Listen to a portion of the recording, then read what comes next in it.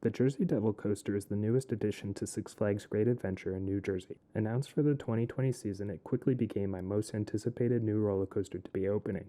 Unfortunately, world circumstances led it to be delayed a whole year, finally opening in June of 2021. The Jersey Devil coaster is the newest Raptor model from the manufacturer RMC, or Rocky Mountain Construction. If you know anything about roller coasters, you have probably heard of RMC, and I think they are one of the best manufacturers today, and since coming to the forefront of the scene, have pushed roller coaster design to exciting new avenues.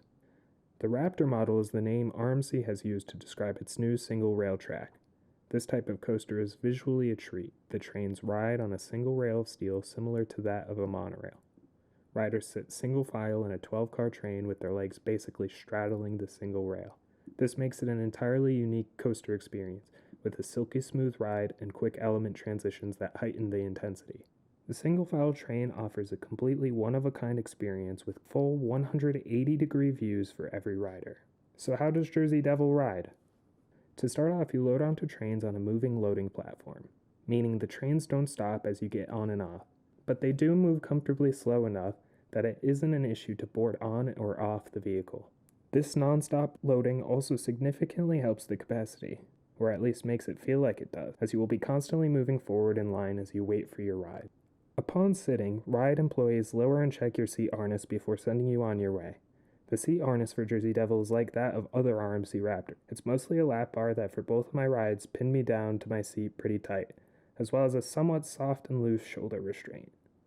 I got 2 rides on Jersey Devil during my visit, one in the 10th car and one in the 2nd, so I will be describing the ride experience from both, being closer to the back and the front. After everyone is seated and seatbelts are secure, the train approaches the lift hill and climbs to the top of the 130-foot peak. Like other RMCs, this lift hill is loud, so be warned. When you are close to the station, you might not be able to hear conversations from your fellow riders as the trains go up the lift hill. Cresting the lift hill is where the two experiences of front and back differed the most. In the back, you get whipped over the slope and into the 87-degree, 122-foot first drop. It was way more intense than I was expecting for its size and sent me launching out of my seat even though my seat bar had me decently pinned. From the front, the experience was vastly different. You feel like you approach the maximum degree of descent before the train even begins to pick up speed, hanging you over the near vertical drop. It's a cool experience, but I definitely preferred the full intensity of the drop I got nearer to the back. Out of the first drop, you come up and enter the first inversion, an oddly shaped dive loop. For this element, I actually enjoyed being nearer to the front, as the pop of floater airtime heading into the loop felt stronger than any airtime did in the back. Following the dive loop, the train rises up a airtime hill, and in both seats I got good airtime. It felt more like floater in the front as you get shoved up the crest of the hill, and ejector towards the back as you get yanked down the top of the hill. After the airtime hill, the coaster enters the Top Gun stall. In the back, this was by far my favorite element.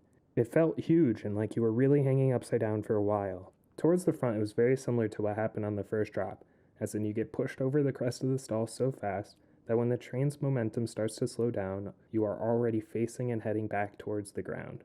You snap out of the stall and into a sharp turnaround, which offers good positive Gs for the whole train. You pop out of the turnaround and into a 0G roll, which felt similar on both front and back. Then you pop into the mid-course brake run. In the front, you get floater airtime heading into it, but unfortunately the back gets hit by the momentum-killing brakes before getting the full potential of airtime. Now this is where the coaster really loses a lot of steam. The mid-course does slow down the train, and after the momentum is a bit lacking.